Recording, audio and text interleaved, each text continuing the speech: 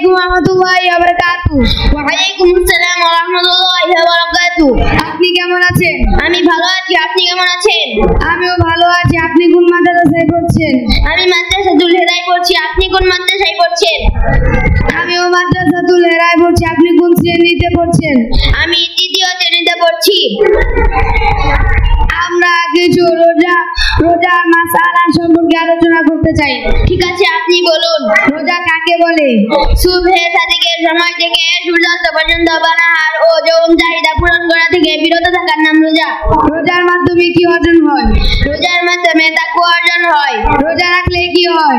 রোজা রাখলে আল্লাহর হুকুম পালন করা হয়। রোজা ইসলামের কততম রুকুন?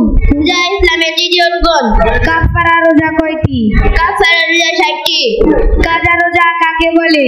যাদের উপর রোজা ফরজ তাদের মধ্যে যে ব্যক্তি শরীয়ত সামাজিক কারণে রোজা পালন করতে পারে না তাকে রমজানের পরবর্তী সময়ে রোজা পালন করতে হবে।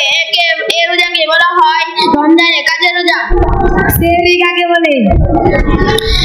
রোজা পালনের উদ্দেশ্যে প্রতিদিন শেষ রাতে খানা খাওয়াকে সেহরি বলে। রোজার নিয়তটি বাংলায় বলুন। হে আল্লাহ, আমি আগামীকাল রমজানের ফরজ রোজার নিয়ত করছি, আপনি কবুল করুন।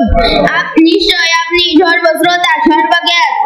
মাশাআল্লাহ, আমি আমার সব প্রশ্নের উত্তর পেয়েছি।